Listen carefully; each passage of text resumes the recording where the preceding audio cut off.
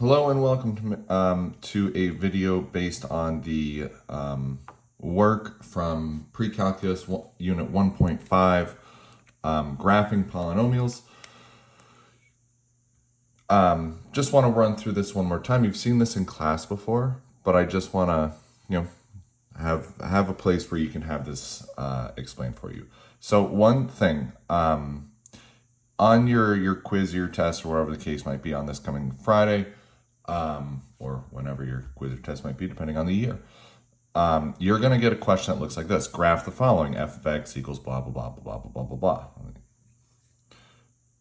Now, there will be some sort of graph there for you, but that's all you're going to really get. How I recommend you approach this problem is to make this table. All right. And I would pause the video and read through these. You've seen this 1,000 times in class. I'm a big believer in just organizing your information. This is also a good way to get partial credit. Here we go. So let's start filling in this table, because once the table's filled in, this thing's wicked easy. Light work, as the kids would say. My roots are my x-intercepts, and they are the numbers that will make this equation equal to 0. Here I've got 4, -7, 8, and 0. 4, -7, 8, 0. Now let's go through the multiplicity of each. So 1, 2, 1, 2. Don't forget there are these invisible unwritten ones. Multiplicity is just how often does that factor occur. So, x plus 7 occurs twice with the x plus 7 squared. Therefore, the multiplicity of the root -7 is 2. These are 1s. This is 2. Let's just partition those off, right? Because the multiplicity occurs for a certain root. My leading coefficient here is negative. In my degree, well, I'm just going to add up 1, 2, 3, 4, 5, 6. The degree is 6, which is an even number. Now, end behavior, I meant to make this table earlier, but that's okay. You should also have this in your notes, right? The end behavior master table.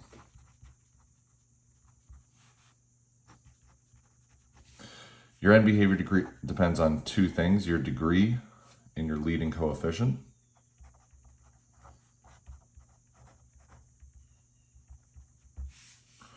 Your degree can be even or odd. Your leading coefficient can be positive or negative. And we've got 4 different combinations of things, right? If your degree is even, you have a positive leading coefficient. You're up on each end.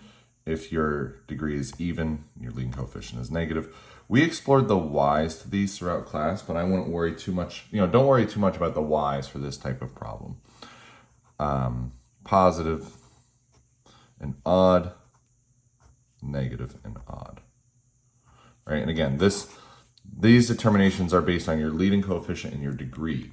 You absolutely should have this in your notes somewhere. I would absolutely, if you're working on a study guide and you want to have a worked out example, I would include this table. Anyways, let's see. My degree is 6. My leading coefficient is negative. That negative coming from this bad boy right here. There's also more to say about leading coefficient, because that will also change things, but for the purposes of this video and for this material right now, we don't need to worry. All right. My degree is even. My leading coefficient is negative. I'm negative on each side. And yes, if I want to, I could write, the formal limit statement. The limit as x approaches negative infinity for this f of x is negative infinity, as is the limit as x approaches positive infinity. Right? If I really wanted to. But ultimately, this down behavior, that's what we're looking for. All right. Let's go back to my graph. I know that I have zeros at -7, 0, 4, and 8. I know that I am going to be down on both the left and the right. And again, I like to take a little break at this spot just to reflect and think, all right, I applied my end behavior. I've got my roots all marked. My multiplicity is 2 on -7 and 0. So those are bounce roots. And don't hurt yourself. Don't work too hard. Bounce roots and pass through roots, right?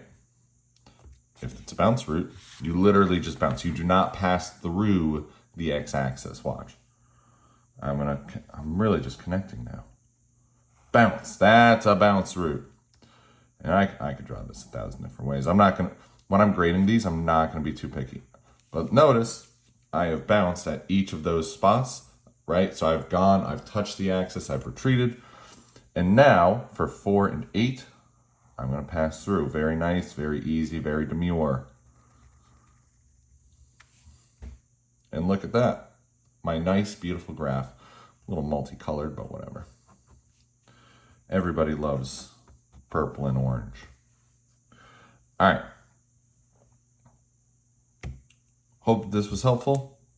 Have a great day.